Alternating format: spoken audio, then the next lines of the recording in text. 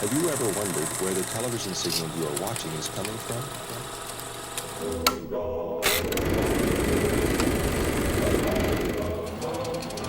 Welcome to True North.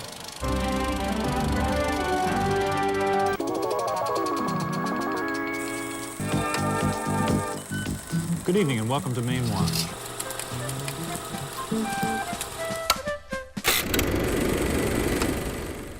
Welcome to From the Vault, a celebration of 60 years of Maine public television. On this episode, we look at an important day in American history and its connection to our state. We're going back to 1998 for Remember the Maine. It was February 15th, 1898, when an explosion caused the battleship Maine to sink to the bottom of Havana Harbor. 260 crew members were killed, including 6 of the 8 sailors from Maine. But was this an enemy attack or a tragic accident? Either way, it inflamed public opinion and contributed to the outbreak of the Spanish-American War. This special, produced for the 100th anniversary, looks at the events leading up to that fateful day, the people involved, and the legacy of that historic event. We will travel to Florida, Arizona, Philadelphia, Washington, and of course Maine, and we'll also see some incredible film from 1911. So, from 1998, this is Remember the Maine.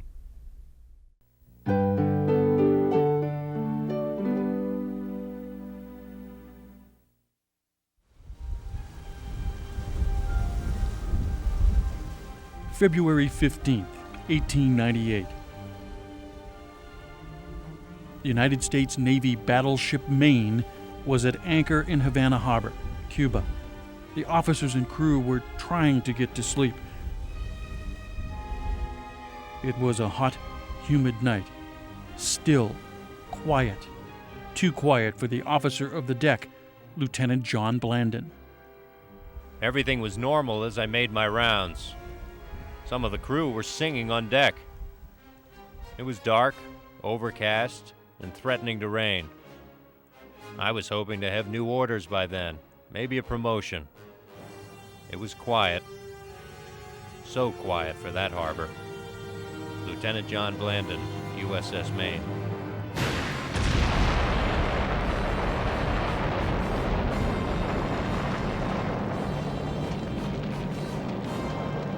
The American people were shocked by what happened to the battleship Maine, with a tremendous loss of life. This was the greatest naval disaster in our nation's history up until Pearl Harbor. I think the Spanish-American War really is a turning point, a watershed, if you will, in American history.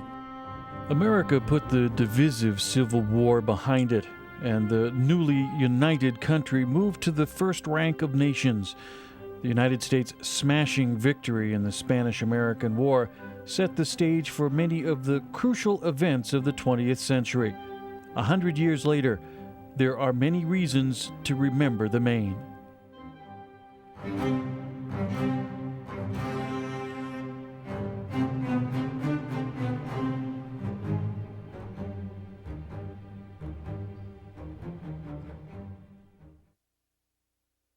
Extra, extra, read all about it.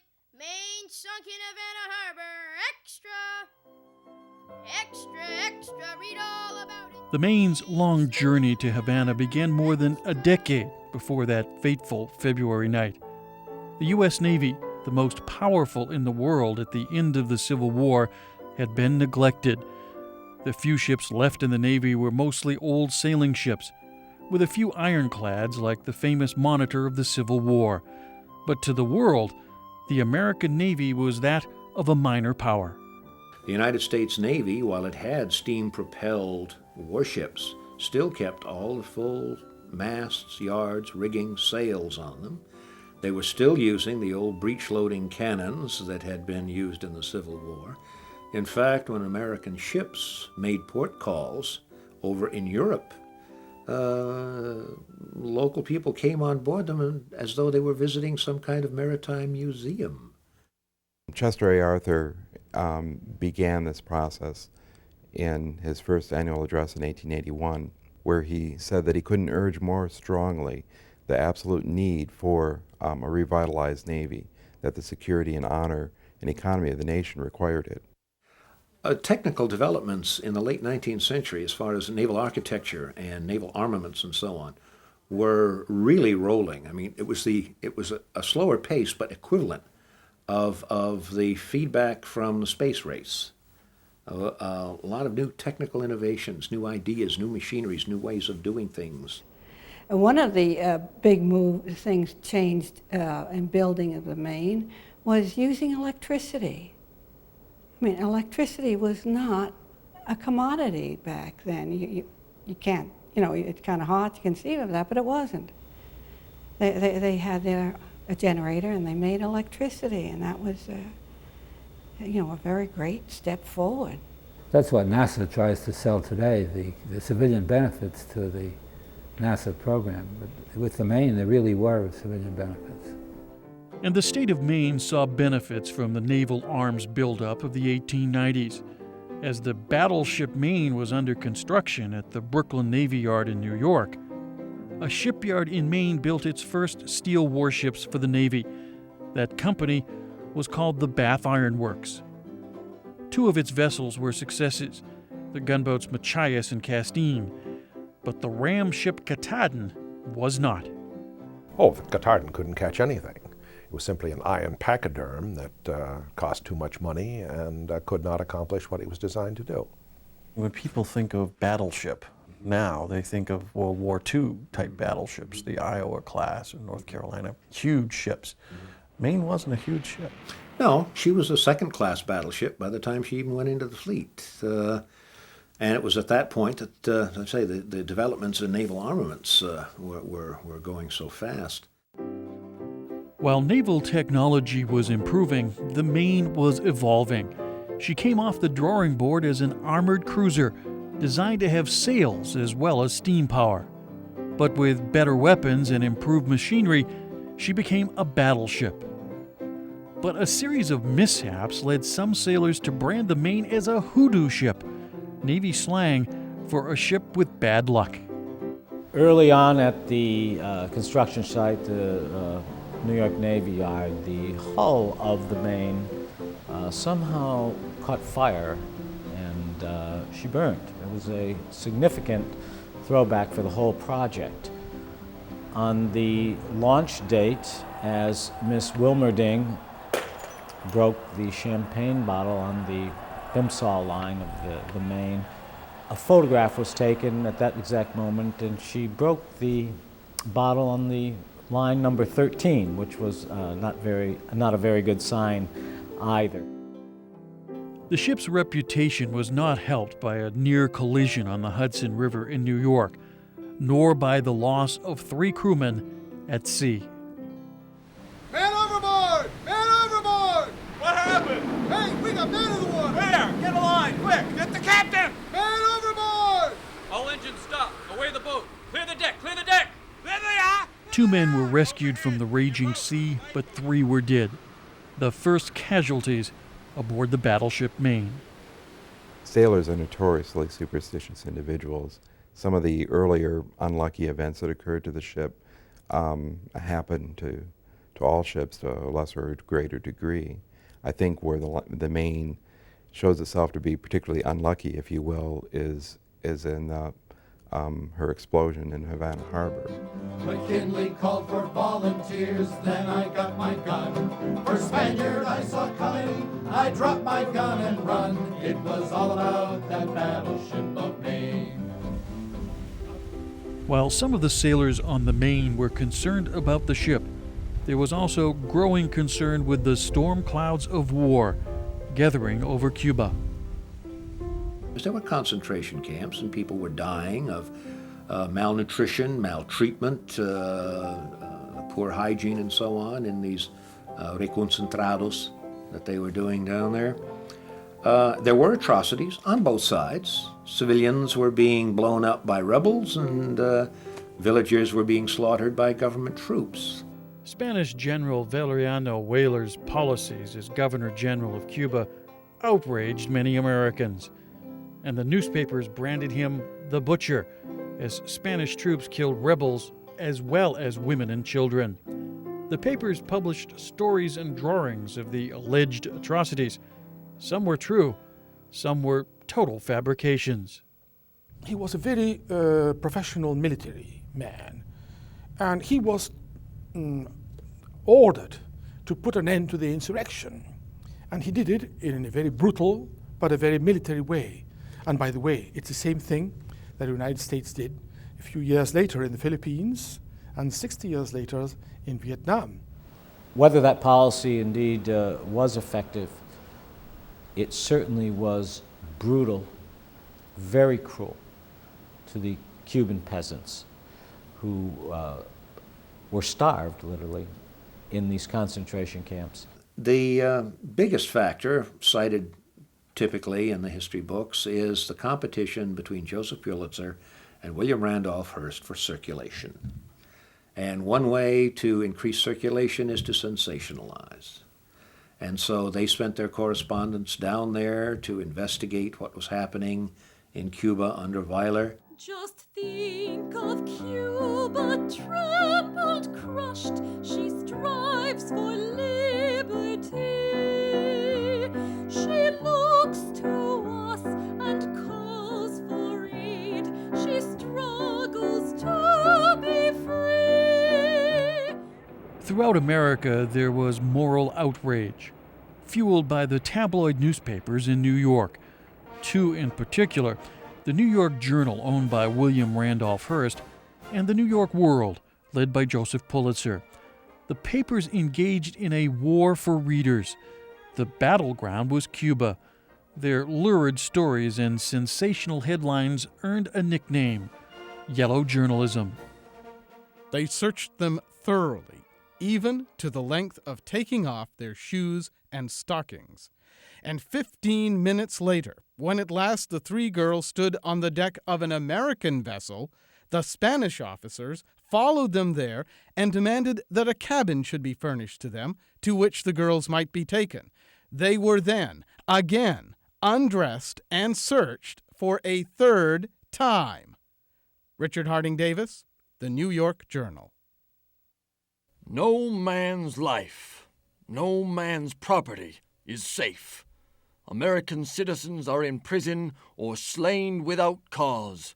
The horrors of the barbarous struggle for the extermination of the native population are witnessed in all parts of the country. Blood on the roadsides, blood in the fields, blood on the doorsteps, blood, blood, blood. James Creelman, The New York World. But there were solid economic reasons underlying United States policy. America had surpassed Spain as the major trading partner of Cuba. Some of the sugar planters actually sent their kids up here to Westbrook College because the Cubans and Maine had a very close economic relationship. And as a matter of fact, the J.B. Brown fortune, which later melded into the Payson fortune, was based in considerable part on sugar imports into Portland. These people had the most to lose from Spain granting any particular freedom to the Cuban people because they had a very special place in Cuba. They were the bureaucrats, they were the merchants. They didn't want to lose that place. So as Spain began to give more autonomy to the Cuban people, these people, the Spanish volunteers, fought back. Spain has been an American power for 400 years. So we felt very American. We didn't see why the United States should intervene in something so Spanish as Cuba. U.S. businessmen had invested a lot in Cuba, and they were worried about their investments and they wanted them protected. The other part of the agenda was the imperialists, the jingoists like Teddy Roosevelt and Henry Cabot Lodge, who saw this as an opportunity to acquire an empire. And Jose Marti, the Cuban patriot, who touched off those embers again in '95, stimulated in part by an economic downturn in Cuba. And so they started a new war for independence, 1895, this time supplied quite powerfully and very usefully by Cuban exiles in Key West, New York, and other places in the United States. And while the revolution was gaining momentum in Cuba, the battleship Maine was coming to life.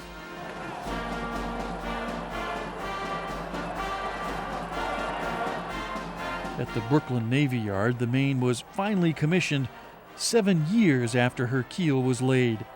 The Maine's first captain was A.S. Crowninshield. I have been commanded by the Secretary of the Navy to take command of the U.S. steel-armored cruiser Maine, first rate. Captain A.S. Crowninshield. While we stood at attention for hours, the captain and some of the officers did not arrive until just before the ceremony. My new ship is impressive. I can't wait to move aboard. Seaman Ambrose Ham, U.S.S. Maine.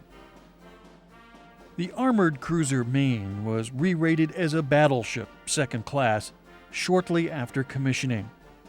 But crew members found life aboard a battleship little different from life on any Navy ship.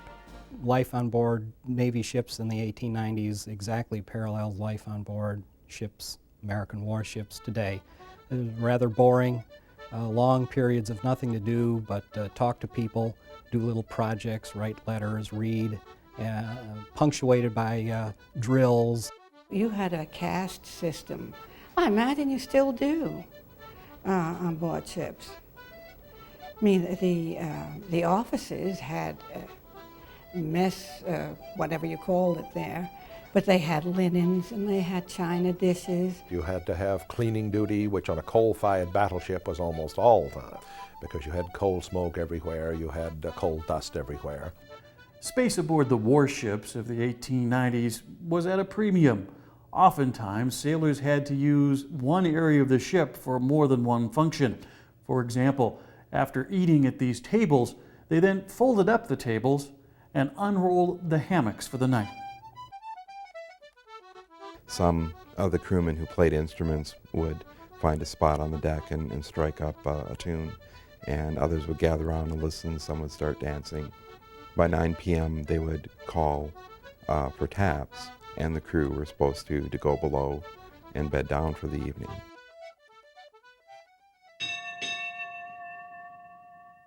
One of the first assignments for the warship was to visit her namesake state.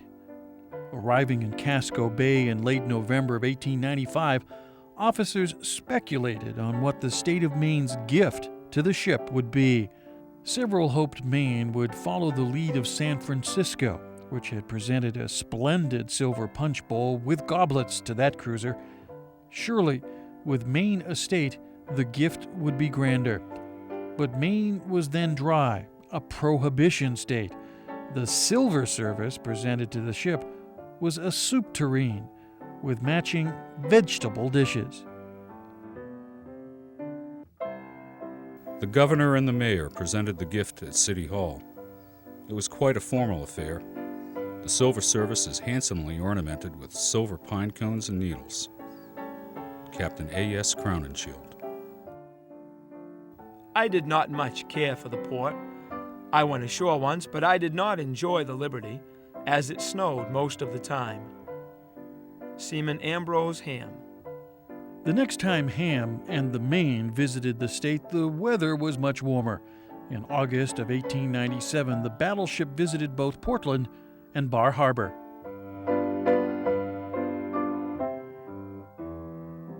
The battleship Maine often anchored here in Key West Harbor, particularly under the protective guns of Fort Zachary Taylor. But the crew loved Key West for more than the protection of the fort. They loved to take shore leave here in Key West.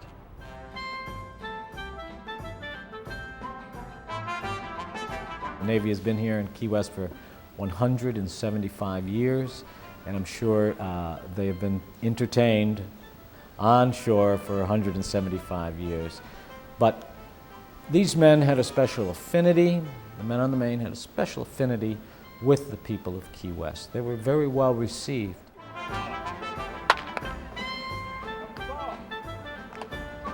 There were a number of teams here, one in particular called the Boys, B-O-Y-S, often played the crew of the Maine. From what we know, the team of the Maine in 1898, January of 1898, was very good, and they did win the North Atlantic Squadron Championship here in a wild game. It was an enjoyable liberty. It was a relief after being at sea. But then it turned cold. One day we wore overcoats, and it is a strange thing to wear overcoats in Key West. Seaman Ambrose Ham. And the newspapers, sent correspondence down, and again, oftentimes, well, at least sensationalized if they didn't manufacture the news, and created a great interest and, I think, true, sincere sympathy on behalf of the American public for the Cubans and their situation. The media played up the idea of Cuban insurgents struggling for freedom, and the media played up the cruelty of the Spanish regime, the image in the black hat, of the treacherous Spaniard. This is, became a kind of icon that one would see everywhere. There were many anti-American demonstrations at what seemed to be a grasping, greedy, deliberate intention to capture the last remnants of the Spanish Empire. Those pushing for war, often called Jingos, found a powerful ally in Theodore Roosevelt, Under-Secretary of the Navy, later war hero and President of the United States. Soon after I began work as Assistant Secretary of the Navy, I became convinced that the war would come. The revolt in Cuba had dragged its weary length until the conditions on the island had become so dreadful as to be a standing disgrace to us for permitting them to exist. Theodore Roosevelt. At about the time Teddy Roosevelt went to the Navy Department, Charles Dwight Sigsbee took over as the Maine's second and last captain. Usually commands were strictly determined by seniority, but Sigsbee's reputation was so outstanding, he was promoted over several other officers. I had worked out a code with General Lee, our consul in Havana. If he sent a telegram that included the phrase, $2, that would mean we were needed. I ordered the boilers fired and the ship made ready. I ordered a gun fired to recall the crew from Key West. Captain Charles Sigsbee, U.S.S. Maine. That was a signal. Quick, back to the ship. Just drop everything. Let's go. Come on. Hurry. The Maine weighed anchor January 23, 1898, never to return to Key West.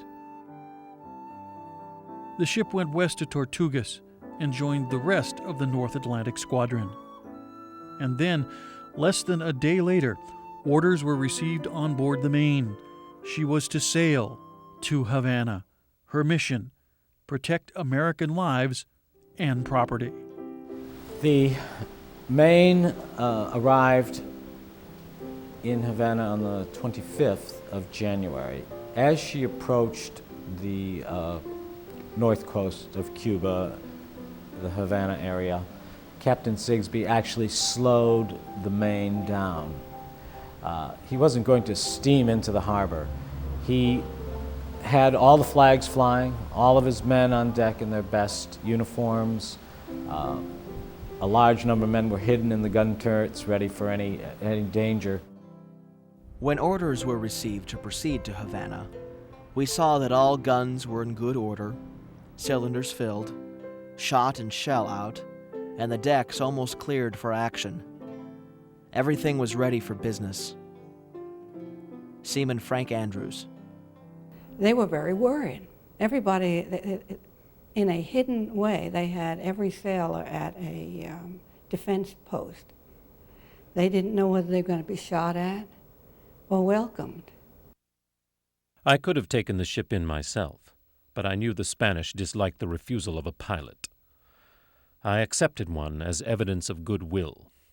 Captain Charles Sigsbee, U.S.S. Maine. He didn't want to surprise the people of Havana. He approached the port very slowly, and at a particular time in the morning, 10 o'clock, when certainly the wharf was filled with people and people were out on the shoreline, so they could see him coming from a long way off, and they certainly, as he approached, could take a look at this very proud American vessel and see that its intentions were peaceful. As we steamed in under the guns of Morro, we calculated how long it would take to silence it. Our turret crews were standing out of sight, of course, while the rest of the crew was around the deck.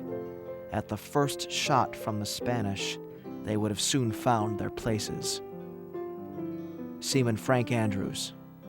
The Spaniards have a couple of gunboats and a cruiser, and there are 2 German gunboats.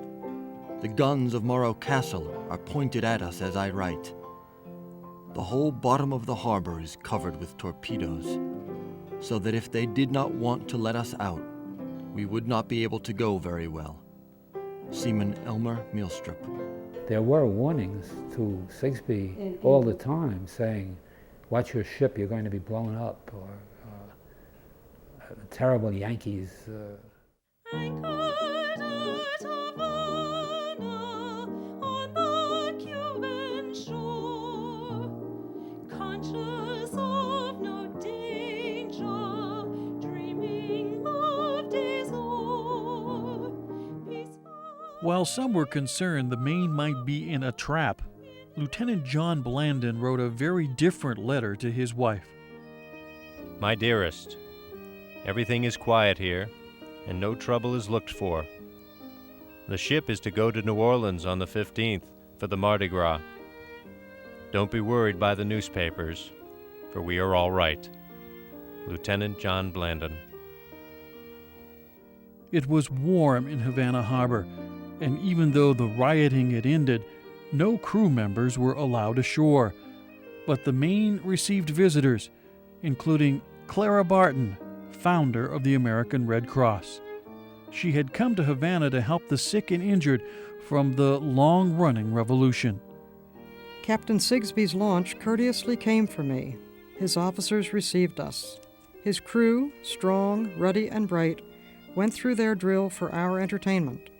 And the lunch at those polished tables, the glittering china and cut glass, with the social guests around, will remain ever in my memory as a vision of the Last Supper.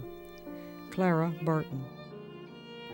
The crew and the officers got into a routine of cleaning and polishing and doing paperwork, getting ready to go to the Mardi Gras. But the Maine would not leave Havana Harbor for 14 years. The day the explosion occurred on 15th February 1898 was a routine working day for the ship. The crewmen went through their normal drills and cleaning and so forth throughout the day. The last picture of the Maine, a photograph taken about 4 o'clock in the afternoon, shows the Maine with canvas rolled down, and by evening, the men had been told, by 8 o'clock in the evening, the men had been told that the day was done. It's not very clear, but if you look up in the forward fighting top on the ship, there's a lookout up there. So here on the very day, at the closing hours of daylight, they still had a man aloft watching the ship and watching small boats coming and going. So they were ready, and but nervous, I think. I went up to see Mill, up on the bridge. Quartermaster Millard Harris. He was from Maine, Booth Bay Harbor, I believe. We took turns brewing coffee, and I asked him if he was going below, or did he want me to do it. He says, well, it's a little early yet. Better we wait a while. So I went down myself to see if there was any coffee already brewed, and there was some in the galley. Seaman Ambrose Ham. Captain Sigsbee often spent time in the admiral's cabin. No admiral was aboard the Maine, and it gave him some extra space to work in.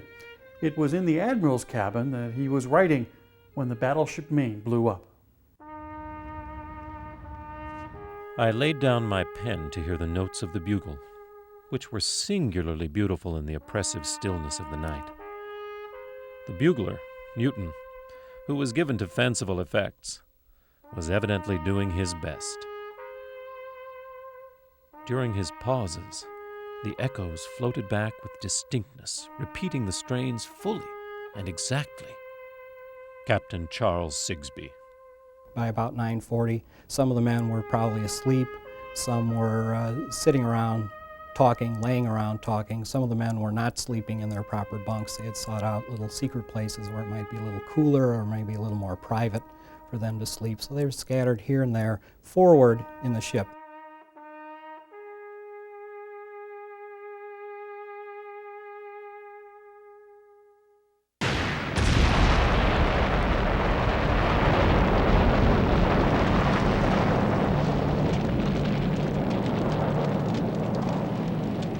It was a bursting, rending, crashing roar of immense volume. I felt the whole ship tremble. The lights went out in my cabin, and I heard shouting outside. Help! Captain Charles Sigsbee. Fire! I can't see! Help! Oh my God! He's blowing up!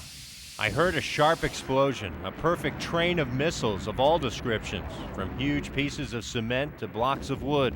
Steel railings and fragments of gratings rained down around me. I was hit by a piece of cement, but I got to my feet. Lieutenant John Blandon. Come on, get on deck! Come on, move it! I can't see! Which way? Carry that sailor, get him out of here! Many Americans were in Havana and heard the explosion and its aftermath. Clara Barton was in her hotel room, writing, when the blast reverberated across the bay. Suddenly the table shook from under our hands. The great glass door on the veranda, facing the sea, flew open. Everything in the room was in motion or out of place. The deafening roar was such a burst of thunder as perhaps one ever heard before. Off to the right, out over the bay, the air was filled with a blaze of light. Clara Barton. Harper's Weekly correspondent George Bronson Ray was relaxing at a bar near the harbor. He rushed to the waterfront after hearing the blast. There were great masses of twisted and bent iron plates, and beams were thrown amidships. The bow had disappeared. The foremast and smokestacks had fallen. The mass of wreckage amidships was on fire. George Bronson Ray, Harper's Weekly. One of the smokestacks was lying in the water on the starboard side. I could see white forms on the water and hear faint cries for help. With the fire threatening the forward magazines, I ordered the men to the boats. Captain Charles Sigsbee. The men had been crushed by timbers, cut by iron, scorched by fire, and blown sometimes high in the air, sometimes driven down through the red-hot furnace room and out into the water senseless. Their wounds were all over them, heads and faces terribly cut. Clara Barton. I sent a telegram to the Secretary of the Navy. Maine blown up in Havana Harbor at 9:40 tonight and destroyed. Many wounded and doubtless more killed or drowned. Wounded and others on board Spanish man-of-war and Ward Line steamers. Send lighthouse tenders from Key West for crew. Public opinion should be suspended until further report. All officers believed to be saved. Jenkins and Merritt not yet accounted for. Many Spanish officers, including representatives of General Blanco, now with me to express sympathy. Captain Charles Sigsbee. 250 men lost their lives that evening. And of course, the Maine, within 15 minutes, had sunk to the bottom of the harbor. It was a great American tragedy. The wounded were treated in Havana. Some were transferred to Key West. Several died and were buried there. Townspeople commissioned a statue for the cemetery, one of hundreds of memorials to the Maine. And shall our country let it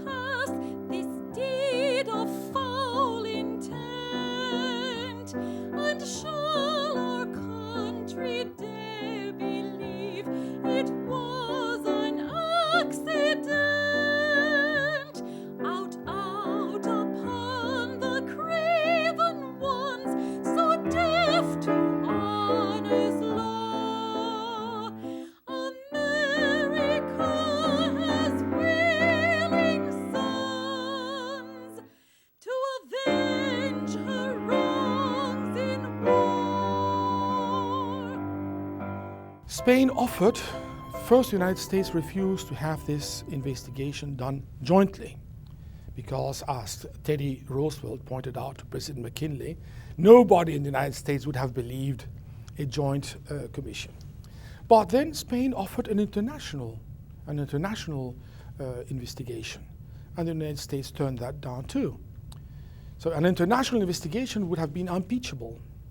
But you know, at that time, when the Maine exploded, the war had started. Nobody could have stopped it. The news of the sinking of the Maine caused protests in the streets, not only in the state of Maine, but across the country. Marchers demanded the Spanish pay for what most everyone believed was a deliberate act of war. Army and Navy recruiting stations were swamped with men seeking to join up and beat the Spanish. And in many communities, across both the North and the South, grizzled veterans of the Civil War tried to enlist as they displayed their medals. But President McKinley was not so sure. He ordered a Navy court of inquiry and personally chose its members. War became inevitable. A number of peace-at-any-price men, of course, promptly assumed the position that she had blown herself up. But investigation showed that the explosion was from the outside. And, in any event, it would have been impossible to prevent war. Theodore Roosevelt. And war it was. Rouse ye, my countrymen, rouse!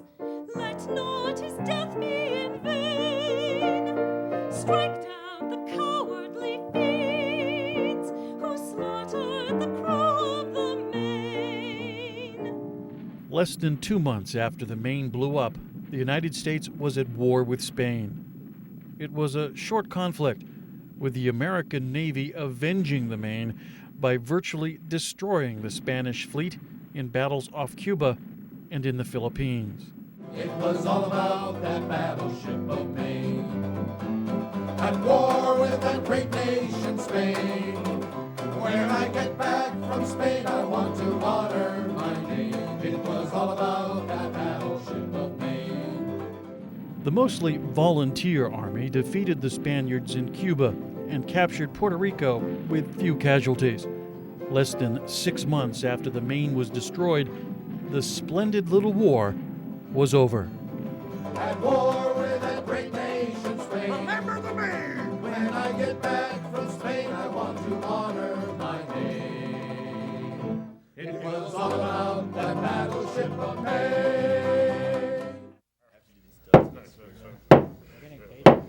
The court will come to order.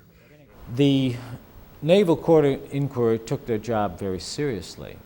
They began on February 17th, quickly moved to Havana for on-site inspection, and under the commands of Secretary of the Navy, they were given free rein to question whatever individual,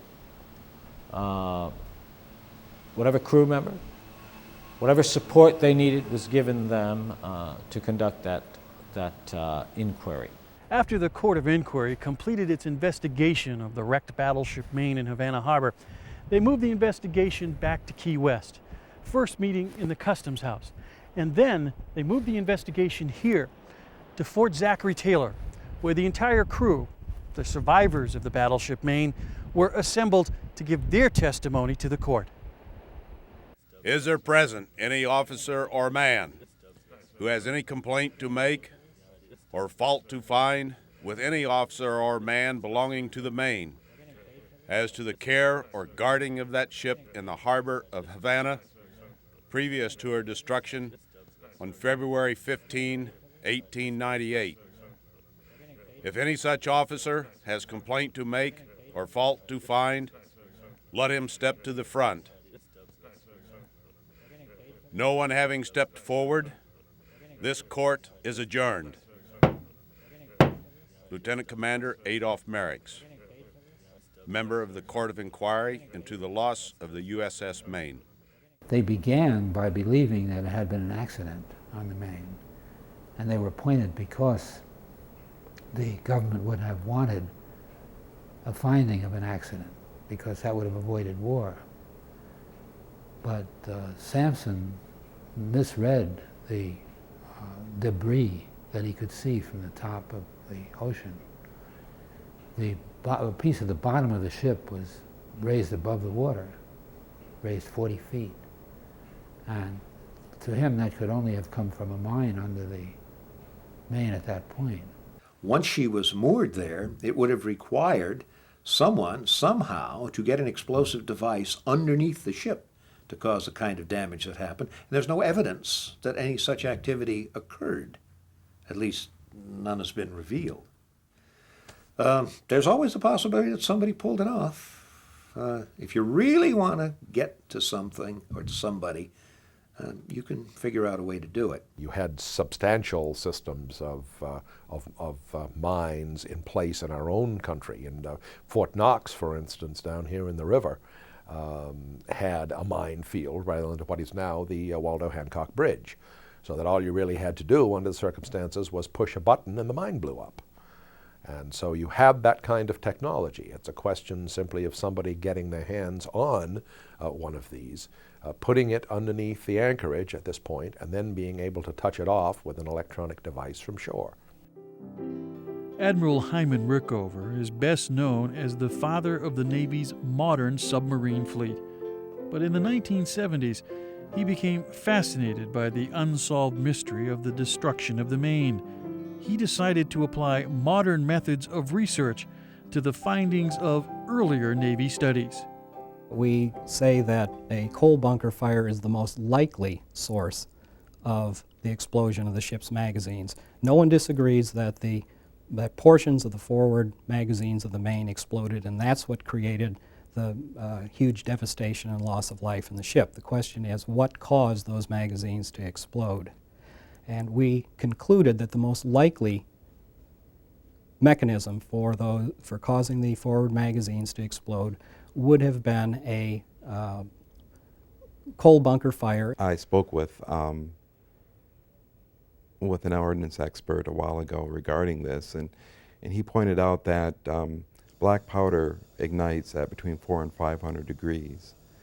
That wood, like the wood frames that the ordnance would have been stored in the magazine, combusts at about 500 degrees, not below that.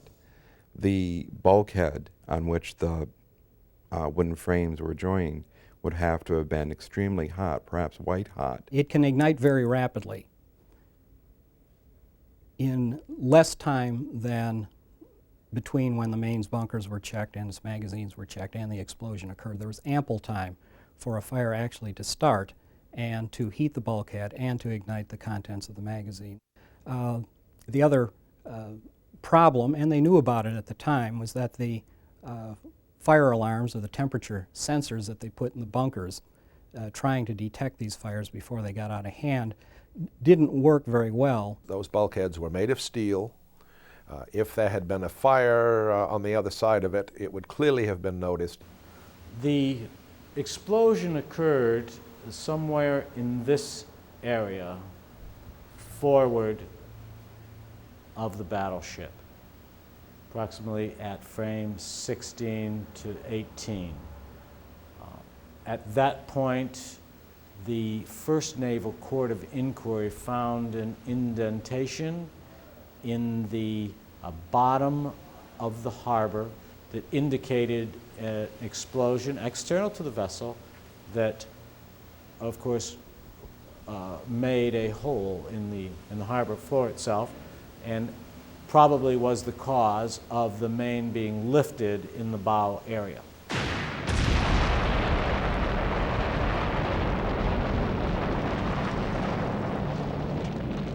You know, as we have learned in the late 20th century, after we've studied airplane crashes like the one that went into Long Island Sound, these things are very complex, and we probably will never know for sure. The mystery over what caused the Maine to blow up continues to this day.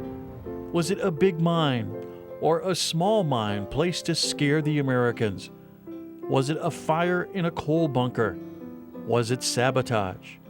For every theory, there are arguments and facts that throw cold water on one explanation while not providing a clearer picture of why the Maine blew up in Havana Harbor. We have all these different views, but I don't think that we have really persuasive evidence, the final, absolutely irrefutable evidence that we're all looking for that would say, yes, it was a mine, yes, it was a fire in the coal bunker. I think it's sort of like TWA Flight 800, where at the end we're left uncertain as to what happened.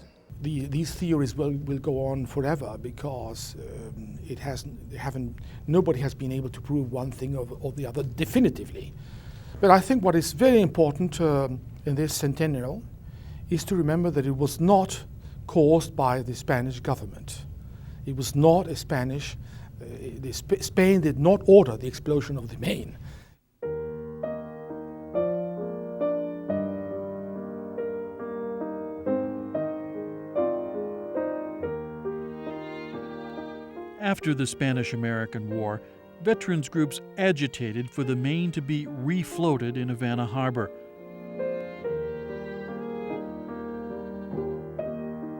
It took a decade, but Congress responded with funds to raise the ship, again investigate the cause for its loss, and provide burial for those victims still entombed in the wreck. A huge cofferdam was built around the Maine. The water was pumped out from that cofferdam, exposing the vessel completely and the area around the Maine on the floor of the harbor. The inquiry board then went into the battleship, inspected all of the areas of that battleship. When the Vreeland people got the Maine dewatered and looked in it, they found that there was a hole in the ship, in the bottom of the ship, and that the edges of the hole were blown in. The hole they found that had the inward things was going into the magazine, so that you had a mine placed in exactly the right spot if you knew that there was a magazine there. It would be consonant with the facts to say that it was a Weilerite fanatic, not a military officer, who put the mine where it was and exploded. Does luck, does happenstance, does a lot of things have to do with this? Yes. And it could just be that it was never intended to do what it did. After carefully inspecting the dewatered wreck, the so-called Vreeland Commission concluded a mine had caused the Maine to blow up. Buried in a foreign land, in an unknown grave, where the bells of liberty soon must ring to save. Peacefully slumber still 'neath a torrid sun, and through all time 'twill bleed for him this heart he won, and through all time will bleed for him this heart he won.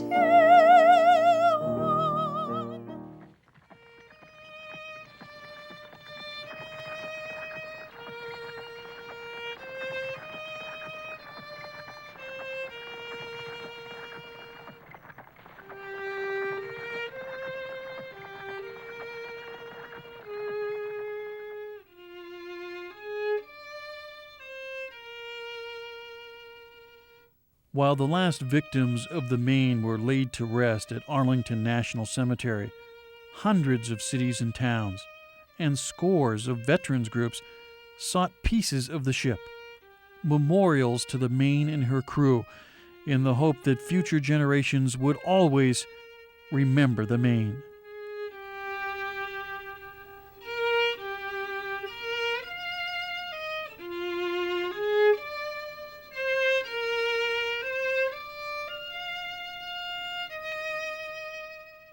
The ship was enigmatic. Everybody wanted a piece of the action.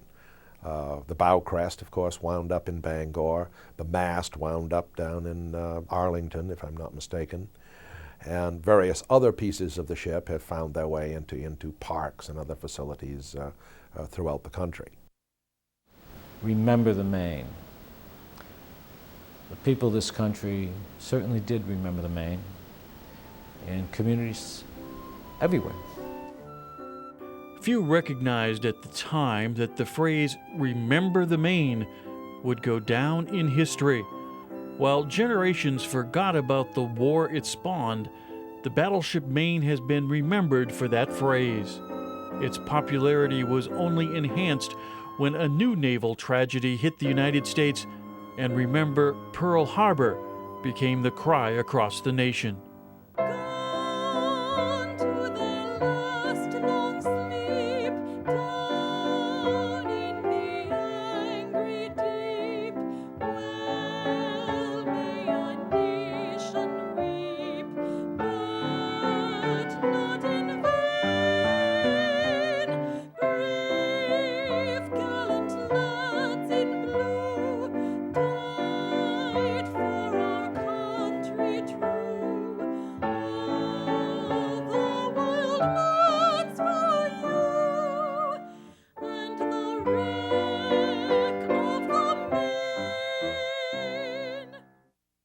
All this has gone into the past. Besides, the war, the Spanish defeat, started in Spain an extremely important movement of regeneration.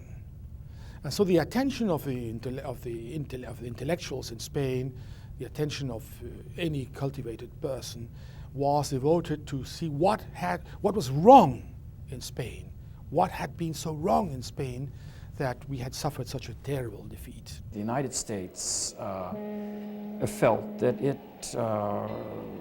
basically the Cuba was ours.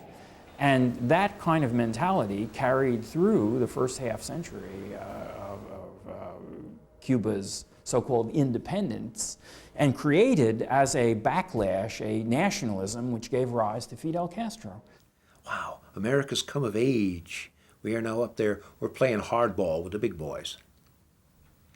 And from there, it was just a continuation of the growth of America's consciousness as not merely the manifest destiny in North America, protector of the Southern Hemisphere, but as a player in the great game of the world. It was the dastardly Spaniards that destroyed the Maine. Of that I am convinced and will remain convinced. If this country had not fought the Spanish War, all mankind would have been the loser. Like the new century, we were on our way to a new America. Theodore Roosevelt. Spain was no longer a world power, and the United States, despite opposition of many, had become a major world power, with possessions from Puerto Rico to the Philippines.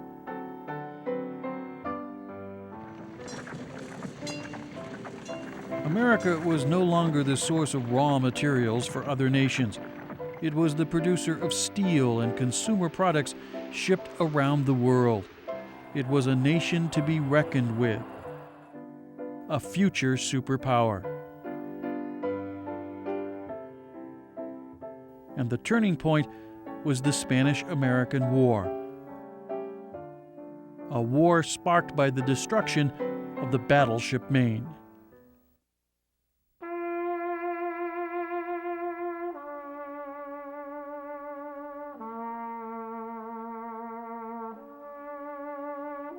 On March 16, 1912, the hulk of the once proud battleship Maine was towed from Havana Harbor to her final resting place, beneath the sea.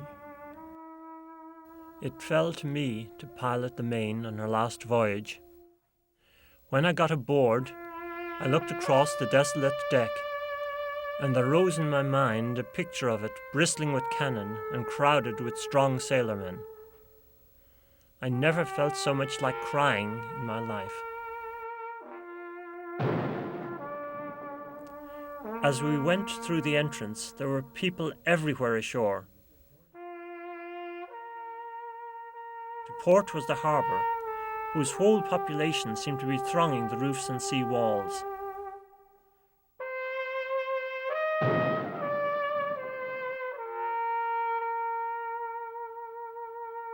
I took one last look around me.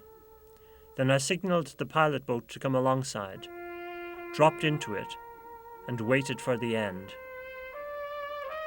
Johnny O'Brien, pilot.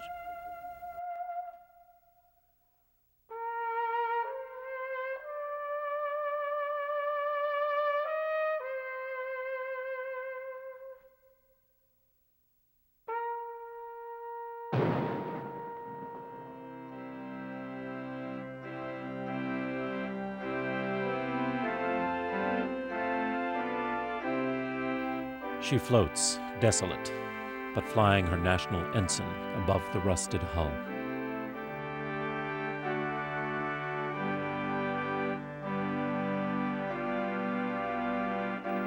Again and again the waves incline her very gently.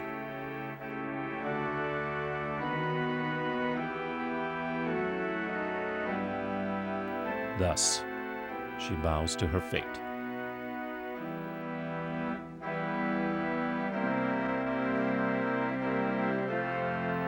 At last, she pauses for a moment on her deepest incline and then glides down to her eternal grave. Admiral Charles Sigsbee.